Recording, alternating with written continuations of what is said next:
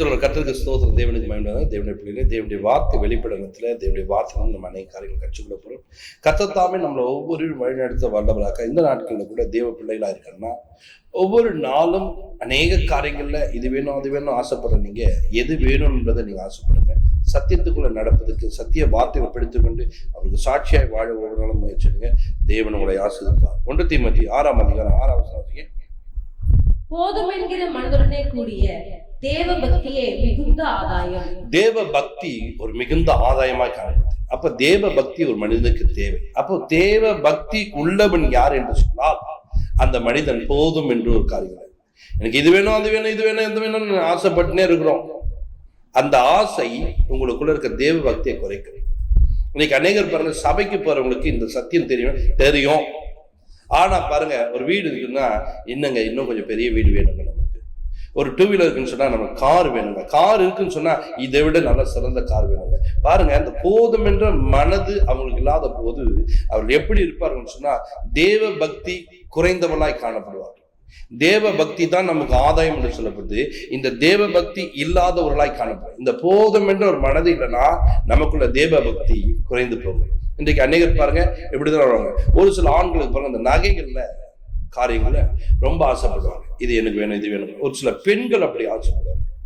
பாருங்க, ட்ரெஸ் இருக்கும், பல ட்ரெஸ் இருக்கும், திரும்ப திரும்ப திரும்ப திரும்ப திரும்ப திரும்ப எத்தனைதான் இருந்தாலும் அவங்களுக்கு என்ன பண்ண போதும் என்று நினைக்க மாட்டாங்க. இவர்கள் யார் என்று சொன்னால் தேவ பக்தி குறைந்தவர்களாய் காணப்படுவார்கள். தேவ பக்தி உள்ளவர்கள் பாத்தீங்கன்னா நல்லா கவனிங்க, நிறைய பேர் பக்தியா இருக்காங்க, ரொம்ப பக்தியா இருக்குங்க. ஒரே ஒரு ட்ரெஸ், அந்த காபி ட்ரெஸ் மட்டும் போட்டுன்னு போயிட்டு இருப்பான். எத்தனை வருஷமா போடுறேன் நான்? 10 வருஷமா அப்படிதாங்க இது தாங்க பண்ணுவேன். எனக்கு என்னத்துக்கு ட்ரெஸ், எனக்கு என்னத்துக்கு கொடுக்குறேன்? ஏன்னா அவன் பக்தி முத்தினவன், பக்தி உள்ளவனாய் மாறினால அவனுக்கு வேற எதுலையும் ஆசைப்படாது. ஒரு சாப்பாடு நீங்க கொடுத்தீங்கன்னா கூட போதுங்க சாப்பிட்டங்க வேண்டாங்கன்னு இருப்பான். ஏன்னா திரும்ப பார்சல் பண்ணி எடுத்துன்னு போன ஆசைப்பட மாட்டான். ஒரு சில மக்களை பாருங்க, ஒரு சில மீட்டிங் வந்தாங்கன்னா வந்ததும் கொண்டு போவதற்கு ஒரு கவர் ஒன்று எடுத்து, ஒரு பாத்திரம் ஒன்று எடுத்து கொண்டு போவோம். ஏன்னா உனக்குள்ள தேவ பக்தி குறைவு. இன்றைக்கு இந்த போதும் என்ற ஒரு மனது உனக்குள்ள இருக்கிறதா? வேதம் அழகா சொல்ல, ஒன்றும் கொண்டு வந்தது இல்லை, ஒன்றும் கொண்டு போவது இல்லை. பாத்தீங்களா? தேவ பக்தி உள்ளவனுக்கு தெரியும், நான் ஒன்னும் கொண்டு வந்ததும் இல்ல, கொண்டு போவதும் இல்ல, உடுத்தவும் மனுஷனா உண்ணவும் உடுத்தவும் இருந்தா போதும். ஆமா, உடுத்த இருக்குதுங்க, உன்னை இருக்குதுங்க, திரும்பவும் நேர்த்துறோம். இவன் தேவ பக்தி உள்ளவனா? இவங்களுக்குள்ள தேவ பக்தி தான் இருக்குதா? எனக்கு பாருங்க, ஒரு 3 பீரோ நிறைய நான் வச்சிருக்கேங்க. போதுமே, போதும், இது போதாதா? போதும். ஆனா இருந்தாலும் எனக்கு இது வேணும், இது வேணும்.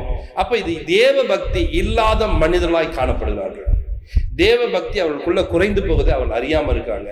இந்த தேவ பக்தி இல்லை என்று சொன்னால் உன் ஜெபம் கேட்கப்படாது, உன் ஜெபத்துல அற்புதங்கள் நடக்காது. உன்னை தேவன் மற்றவர்களுக்கு ஒரு சாம்பிளா வைக்க மாட்டாரு. அவங்க உங்ககிட்ட 2 அங்கி இருக்கா, 1 கொடுத்துட்டு சொல்றாரு. அப்போ 2 இருக்கிறதுல 1 கொடுத்துன்னு சொன்னா அப்ப என்ன? 1 உடுத்தி கொள்ளு, 1 போதும் வாழ்க்கையில. அப்ப அந்த 1 வச்சுன்னு என்னால வாழ முடியுமா? வாழ முடியாது அப்படின்னு நினைப்போம். ஆனால் தேவன் அவர் போதும் என்ற ஒரு மனது நமக்கு இருக்குதா? இப்ப பாருங்க, உங்களை பார்த்து உங்களை நேசித்தவர்கள் ஏதோ ஒன்று வாங்கி அது கொடுக்குறாங்களா, வாங்கிக்கிங்க. நாம ஒண்ணு தேடி போய் நாம ஒண்ணு இதை வாங்கிக்கணும், நான் எனக்கு இது வேணும் இது வேணும் இது வேணும் இது ஆசைப்படுகிறோமே, அது தேவ பக்தியை குறைக்கக்கூடியது. அதற்காக நீங்க என்ன பண்ணுவீங்க? பணங்கள் வேண்டும், பணங்களை ஏமாற்ற வேண்டும், பணங்களை வைத்துக்கொண்டு என்ன பண்ணுவீங்க? பொய் சொல்லுவீங்க, வைத்துக்கொண்டே இல்லை என்று சொல்லுவீங்க. காரணம் என்ன? பணம் உனக்கு தேவை, உன் தேவைக்கு தேவை, உனக்கு ஏதோ ஒரு தேவை, அதற்காக என்ன பண்ணுவேன்? பணம் இல்லை பணம் இல்லை பணம் இல்லை, பணம் வேணும் பணம் வேணும். அப்போ நீங்க யாரா மாறு? உண்மை இல்லாத மக்களா மாறுங்க. உண்மை உள்ளவன் தான் பரிபூர்ண ஆசீர்வாதம். இந்த உண்மை எப்பொழுது உங்ககிட்ட இல்லையோ உனக்கு ஆசீர்வாதம் குறைவு. அப்ப தேவ பக்தி உள்ளவங்கிட்ட என்ன ஆசீர்வாதம் நிறைவா இருக்கும். எல்லாம் இருந்து அவன் உடுத்த மாட்டான், எல்லாம் இருந்து அவன் என்ன பண்ண செய்ய மாட்டான். அப்ப தேவ பக்தி உள்ளவர்களாய் நாம் நம்மளை மாற்றிக்கொள்வதற்கு பிரயாசப்பட வேண்டும். இந்த தேவ பக்தி ஒரு மனிதனுடைய வாழ்க்கையில அவசியமா இருக்கு. நாம் பாருங்க, தேவனிடத்துல ஐஸ்வர்யா வாழ விரும்ப வேண்டும். அப்ப தேவனிடத்துல நம்ம ஐஸ்வர்யா இருக்குன்னா தேவ பக்தி இருக்க வேண்டும். அந்த தேவ பக்தி உள்ளவன் தான் தேவனிடத்தில் ஐஸ்வர்யவனாய் இருக்க.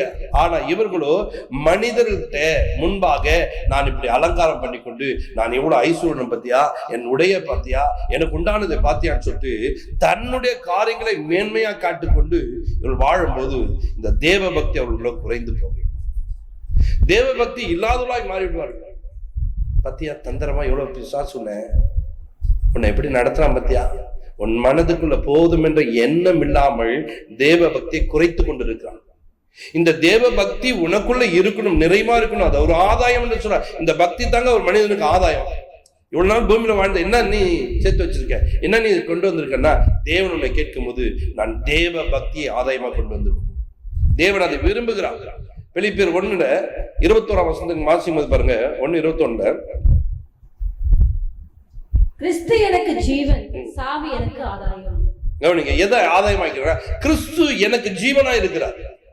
கிறிஸ்துவனுடைய வாழ்க்கையில நம்ம நடக்கும் போதுதான் நமக்கு எப்படி இருக்கும் தெரியுமா? சாவெல்லாம் எனக்கு ஒரு பெரிய ஆதாயங்க. ஆனா பூமியில பாருங்க, நீங்க வாழணும், அதுக்காக இதை செய்யணும், அதை செய்யணும், இதை போகணும், அதை போகணும், இதை சேர்த்து அதை சேர்த்து எல்லாத்தையும் சேர்த்து வைங்க. இன்னைக்கு எதை நீ சேர்த்து வைத்தா ஆதாயம் தெரியுமா? கிறிஸ்துவை சேர்த்து வைத்துக்கணும். எப்போ கிறிஸ்துவை சேர்த்துக்கணும்னா, இந்த கிறிஸ்து எப்போ உன்னோடு கூட சேரணும்னா, பக்தி உள்ளவனா இருக்கும் போது அந்த பக்தி உள்ளவனோடு தேவன் இருக்கிறார். அந்த பக்தி உள்ளவனோடு தேவன் வாழுகிறார். அந்த பக்தி உள்ளவனோடு தேவன் நடக்கிறார். அந்த பக்தி உள்ளவன் கூட தேவன் எப்பொழுதும் இருப்பார். அவர்கிட்ட ஜெபம் பண்ணுங்க, அவர் ஜெபம் பண்ண அப்படியே நடக்கும். ஏன்னா அவர் ரொம்ப பக்தி உள்ளவர். அந்த அம்மா கிட்ட ஜெபம் பண்ணுங்க, அந்த அம்மா சொன்னா அப்படியே நடக்கும். ஏன்னா அந்த அம்மா பக்தி உள்ளவர். நீங்கள் இந்த போதும் என்ற மனது இல்லாத போது கிறிஸ்துவை ஆதாயப்படுத்திக் கொள்ள வேண்டிய நீங்கள் எதை ஆதாயப்படுத்திக் கொள்ளணுமா? உலக பொருட்களை ஆதாயப்படுத்திக் கொள்ளுகிறாய். உலகத்தின் மேலே ஓடக்கூடியவர்களாய் இன்னைக்கு மாறிவிடும். அதனால வீடு வாசல் இல்லாம நீங்க வெறுமையா இருக்குன்னு சொல்லவில்லை. வீடு தேவைதான். தனிமையானுக்கு தேவனே வீடு வாசல் உண்டு பண்ணுகிறார். உடை தேவைதான். அதை மேல் பாருங்க, அடிக்கப்படும் போது அவர்கள் நிர்வாணிகள் என்று காணப்படும். உலக தோற்றத்துக்கு முன்பாக அடிக்கப்பட்ட தேவ ஆட்டுக்குட்டியானவர் எதற்காக இருக்கிறார் தெரியுமா? இவங்களுக்கு அந்த ஆடை கொடுப்பதற்காக. அப்படி கொடுக்கக்கூடிய ஒரு தேவன் வேதத்துல கூட பாத்தீங்கன்னா ஒரு பெண்ணை குறித்து சொல்லுவாங்க, நீ வயது வந்த போது நீ எப்படி இருந்திருப்ப, இப்படி இருக்கிற, நானும் என்ன பண்ண உனக்கு உடை உடுத்தினேன்னு என்று சொன்னார். அப்போ இப்படி உடையை உடுத்தி உன் அவமானத்தை மறைக்கிற ஒரு தேவன். அவர் உன்னை உடுத்த வேண்டாம் என்று சொல்ல, இந்த போதும் என்ற மனது இல்லாத போதுதான் நீ பக்திக்குரியவனாய் இருக்க முடியாது என்பதற்காக பேசுகிறார். இந்த பக்தி உள்ளவனாய் வாழ வேண்டும் என்று பவுல் பாருங்க இந்த தீமோத்தேயுக்கு கற்றுக் கொடுத்து, நீ இப்படி வாழ வேண்டும், இப்படி நடக்க வேண்டும், இப்படி வாழ்ந்து கொண்டிருக்க வேண்டும் சொல்லிட்டு வாழ்வதற்கான வழியை கற்றுக் கொடுக்கிறார். அப்போ இந்த 10ஆம் வசனம் பாருங்க, நீங்க பண ஆசை இல்லாதவா இருங்க. இந்த பண ஆசை தான் எல்லாம் தீமைக்கும் வேறா இருக்குது என்று சொல்கிறார். சிலர் இதை இச்சித்து, பாத்தீங்களா, இந்த போதும் என்ற மனதில் அதுவன் பணத்தின் மேல ஒரு பெரிய ஆசை உள்ளவனாய் மாறுகிறான். சிலர் இதை இச்சித்து தங்களுடைய விசுவாசத்தை விட்டுட்டாங்க, தங்களை தாங்களே உருவ குத்தி கொள்ளுகிறார்கள். அப்படி வாழ்கிறான் நீ இருக்கக்கூடாது. 11ஆம் வசனத்தை வாசிக்கும் போது, நீயோ தேவனுடைய மனுஷனே இவனை விட்டோடி நீதியும் தேவ பக்தியும் விசுவாசத்தையும் அன்பையும் பொறுமையும் சாந்தத்தையும் சாந்த குணத்தையும் அடையும்படிக்கு நாடு. இதனை பெற்றுக்கொள்ள வேண்டும். இது உடையவனான் மாற வேண்டும். அந்த ஊழியக்காரனை பார்த்து ஊழியம் செய்கிற, தேவனுக்காக ஊழியம் செய்கிற பிள்ளைகளை, இன்னைக்கு சபைக்கு வருகிற விசுவாசி ஒவ்வொருத்தரும் தேவனுக்காக ஊழியம் செய்றீங்க. எப்படி ஊழியம் செய்றோம்? இந்த ஜனத்தை எனக்கென்று ஏற்படுத்தினேன், இவர்கள் என் துதியை சொல்லி வருவார்கள். துதியை சொல்லி வருகிற ஒரு மகளாய் கர்த்தர் வைத்திருக்கார். நீ தேவனுக்காக ஊழியம் செய்யற. இந்த ஊழியத்தை செய்கிறவர்கள் நீங்க என்ன பண்ணக்கூடாதா? நீங்க எப்படி இருக்கணும்னு சொன்னா, தேவனுடைய மனுஷனே என்ன பண்ண, இவைகளை விட்டோடு. இவர்களெல்லாம் இப்படி ஆசைப்பட்டுக் கொண்டிருப்பார்கள். இவர்களெல்லாம் இது மேல என்ன வைத்துக் கொண்டிருப்பார்? இவருடைய வேலை என்ன தெரியுமா? தங்களை எப்படியாச்சும் ஒரு மேன்மையா காட்ட வேண்டும், தங்களுக்குள்ள பெரிய ஒரு அழகுடலாய் காட்ட வேண்டும், தங்களை உயர்வாய் காட்ட வேண்டும் என்பதற்காக மற்றவங்க முன்பாக என்ன பண்ணாங்க, நல்ல உடைகளை உடுத்தி இவங்க வேலையா தான். இவங்க அப்படிதான் பண்ணுவாங்க. என்கிட்ட என்னென்ன இருக்கு பாரு, என்கிட்ட என்னென்ன காரியம் காணப்படுதுன்னு சொல்லிட்டு தங்களை எவ்வளவாய் உயர்த்த முடியுமோ உயர்த்துவாங்க. இவர்கள் தேவனை உயர்த்த வேண்டியவர்கள் தங்களை உயர்த்தக்கூடியவராய் மாறிடுவார்கள். அப்ப பிசாசு ஒன்று இவங்களுக்கு அறியாம இவங்களுக்குள்ள வேலை செய்து கொண்டிருக்க, இவங்களை ஆளுகை செய்து இவர்கள் அறியாம இருப்பாங்க. அதனால்தான் சொல்றேன், நான் உங்களுக்கு தேவ பிள்ளையே, மற்றவர்கள் எப்படி வாழலாம் தெரியாதுங்க. நீங்க உங்களை சரியாய் வாழ கற்றுக்கொள்ளுங்க. நீங்கள் உங்களை சரியாய் மாற்றிக்கொள்ளுங்க. இவைகளை நீ என்ன பண்ண, விட்டோடு. இதெல்லாம் வேண்டாம், விட்டோடு. நீ என்ன பண்ண வேண்டுமா? நீதியை, தேவ பக்தியை, காமிச்சுடா, நீதி இருக்கா அவன்கிட்ட, தேவ பக்தி இருக்கா. அடுத்து சொல்ற விசுவாசத்தை, அன்பையும் பொறுமையும் நீ காத்துக்கொள்ள வேண்டும் என்று சொல்லுது. உனக்குள்ள இருக்குதா? இருந்தா உன் வாழ்க்கை தரம் தேவனுக்கு ஏற்றவைகளாய் மாறும். இப்படி நீங்கள் வாழும் போதுதான் கர்த்தர் சொல்றார், பக்தி உள்ளவனை கர்த்தர் தமக்காக தெரிந்து கொண்டாரா. சங்கீதத்துல 4:3 சொல்ற, பக்தி உள்ள கர்த்தர் தமக்காக தெரிந்து கொள்ளார். நீ பக்தி உள்ளவனாய் மாறும்போது, பக்தியை உனக்குள்ள வைத்துக் கொள்ளும்போது கர்த்தர் உன்னை தமக்கென்று வைத்துக் கொள்கிறார். அப்ப பக்தி இல்லாதவன கர்த்தர் தம்மோடு கூட வைத்துக் கொள்ள மாட்டார்.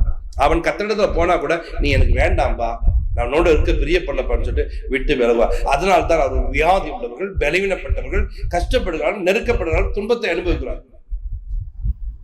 இன்றைக்கு நீ பக்தி உள்ளவனாய் மாற வேண்டும் என்று சொன்னால், பக்தி உனக்குள்ள இருப்பதற்கு நீ பிரியாய் ஒவ்வொன்றையும் வெறுத்து வெறுத்து நீ வாழும் போது நீ பக்திக்குரியவனாய் மாற முடியும். இந்த பக்தியை உனக்குள்ள வைத்துக் கொண்டவனாய் மாற முடியும். இந்த போதும் என்ற ஒரு மனதுதான் ஒரு மனிதனுக்கு பக்தியை கொடுக்கக்கூடியதாய் மாறும். இந்த பக்தியை நீ தரித்துக் கொள்ளும் போது உனக்குள்ள நீதி இருக்கும், உனக்குள்ள நீதி இருக்கும், தேவ பக்தி இருக்கும். கவனிச்சீங்களா? விசுவாசம் இருக்கும், அன்பு இருக்கும், பொறுமை காணப்படும். இவைகளை ஒரு மனிதன் வைத்துக் கொண்டவனாய் மாற வேண்டும். இந்த தேவ பக்தி உள்ளவர்களை பாருங்க, சில சாமியார்கள் போறப்பாங்க, அவங்களை நீங்க எதாவது திட்டம் கூட கம்முன்னு போயிடுப்பாங்க. அப்படியே நீங்க அவங்க கடித்து கொண்டு எதனா அடிக்க போனா கூட சரிங்க நான் போயிடுறேன் அனுப்பிடுவேன். ஏன்னா அவர்கள் தங்களை சாந்த குணம் உள்ளவராய் மாற்றிக்கொள்வார்கள், பொறுமை உள்ளவராய் தங்களை மாற்றிக்கொள்வார்கள். அவர்கள் பாருங்க, அவங்க யார தேடுறாங்களோ அவங்க கிட்ட ஒரு முறையிட்டு பின்னர் இருப்பாங்க. ஆனா நம்ம பாருங்க, இந்த மாதிரி ஒரு காரியங்கள் தேவ பக்தி இல்லாதவங்க யார சொன்னு சொல்லிட்டு கோவப்படுத்த மாத்திர தனக்கு உண்டான ஜனங்களை இழுத்து கொண்டு வந்து தகராறு பண்ணதுக்கு ரெடியா காத்துறாங்க. அப்படி நாம இருக்கக்கூடாதுங்க. நீங்க தேவ பக்தி உள்ளவராய் மாறும்போது உங்களுக்குள்ள பொறுமை ஆட்கொள்ளாரு. இவைகளை நாட வேண்டும் என்று ஊழியம் செய்வர்களுக்கு கற்றுக் கொடுக்கிறார்.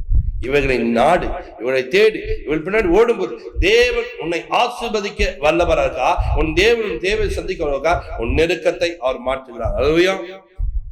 தேவன் யாரை தெரிந்து கொள்கிறார்? தேவ பக்தி உள்ளவர்கள்.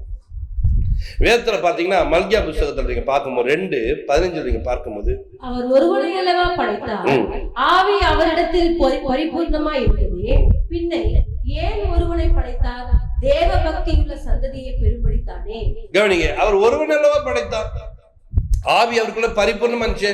அவர் நினைச்சாருன்னா எங்க ஆதாம் மட்டும் தான் படைக்கணுமா? ஏன் 1,00,000 பேர் உருவாகணும்னு உருவாயிருக்க மாட்டாங்களா? 1,00,000 பேரை உண்டாக்கி இருக்க முடியாது அவரால? அவருக்குள்ள ஆவி பரிபூர்ணப்பட்டிருக்குது, அவர் செய்திருக்கலாமே. அப்ப ஒவ்வொன்றுக்குள்ளே ஒரு ஆவி ஊதி கொண்டு போகணும்னு சொன்னா, நீங்க பாருங்க, ஒரு பலூனை சொன்னா நல்லா ஊதிட்டு இருப்பீங்க. ஒரு 100 பலூனை கொடுத்து உங்களை ஊத சொன்னா எப்படி இருக்கும் பாருங்க, உங்களுக்கு ஊத முடியாது, உங்க காத்தனும் இல்லை. ஆனா பரிபூர்ணம் உள்ள ஒரு தேவன் 1,00,000 பேர் உண்டு பண்ணா உண்டு பண்ணிக்கலாம் செய்யணும். அவர் யாரை உண்டு பண்ண தெரியுமா? ஒரு ஆதாமை உண்டு பண்ணி அவனுக்கு துணையா ஏவாளை உண்டு பண்ணி அவர்களை கொண்டு பக்தி உள்ள சந்ததியை பெரும்படிக்கு தானே. அப்ப அவரு பாருங்க எந்த சந்ததியை விரும்புற? பக்தி உள்ளவனை.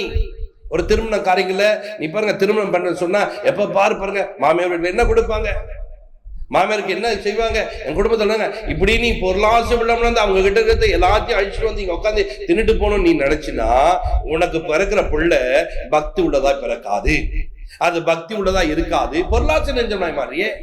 அவர் எப்படி இருக்குன்னு சொல்றாரு தெரியுமா? பக்தி உள்ள சந்ததியை பெரும்படிக்கு தானேன்னு சொன்னாரு. அந்த பக்தி உள்ளவன் என்ன பண்ணுவா? போதும் என்ற மனிதன், நீங்க என்ன கொடுங்க, என்ன செய்யுங்களோ செய்யுங்க, போதுங்க எங்களுக்கு. நீங்க செய்யாம போன கூட போல, என் மனைவி என்னால முடிந்த நான் செய்துக்கிறேன், அதே போல என் கணவனுக்கு என்ன செய்றீங்களோ செய்யுங்க, போதும் எனக்கு. இந்த போதும் என்ற மனது உனக்குள்ள இருக்குமானால் உனக்குள்ள பக்தி உள்ள சந்ததி பிறக்கும். இந்த பக்தி உள்ள சந்ததி பிறப்பதற்காகத்தான் தேவன் ஒருவனை படைத்தார், ஒருவனை உருவாக்கினார். அந்த ஒருவனுக்குள்ள இந்த பக்தி உள்ள சந்ததி உருவாக்க வேண்டும். அந்த ஒருவனை தான் பிசாசு கெடுத்தான். அந்த ஒருவனுக்குள்ள தான் போதும் என்ற மனதில் நம்ம எல்லாவற்றையும் படைத்திருக்க. இந்த தோட்டத்துக்கு நடுவில் என்ன இருக்குது? அதை நான் பறிச்சு சாப்பிட வேண்டும், அது எனக்கு வேண்டும் என்று நினைத்தான் பாருங்க, அங்கதான் பக்தியே போச்சு. அந்த சந்ததிக்குள்ள பக்தி இல்லாமல் போகும். இன்றைக்கு தேவ பிள்ளைகளை இந்த நிகழ்ச்சியை பார்த்து கொண்டு இருக்கீங்க. உங்கள் வாழ்க்கையில நீங்கள் போதும் என்ற மனதை தரித்துக் கொள்ளும். கர்த்தருடைய ஆசீர்வாதம். பிதாவையும் என் நன்றியோட ஸ்தோத்திரிக்க இந்த நிகழ்ச்சியை பார்க்க ஒவ்வொருடைய வாழ்க்கை பக்தி உள்ளவர்களாய் மாறும். போதும் என்ற ஒரு மனது இருக்க தேவனை உங்களை ஆசிர்வதிங்க, வழிநடத்துங்க, இவருடைய தேவையை எல்லாம் சந்திங்க. ஒவ்வொரு குடும்பத்திலும் தேவனுக்கு உகந்தவர்களாய் மாற அப்பா பக்தி உள்ள கர்த்தர் தமக்காக தெரிந்து கொள்கிறான்னு சொன்ன வார்த்தை, இவர்கள் பக்தியா இருந்து தேவன் தெரிந்து கொள்கிற ஒரு பாத்திரமா இருக்க கர்த்தாவே உதவி செய்யும். ஆசீர்வதிங்க. பெரிய கட்சி இயேசு கிறிஸ்துவின் ஜெபத்திற்கு நல்ல பிதாவே, ஆமென்.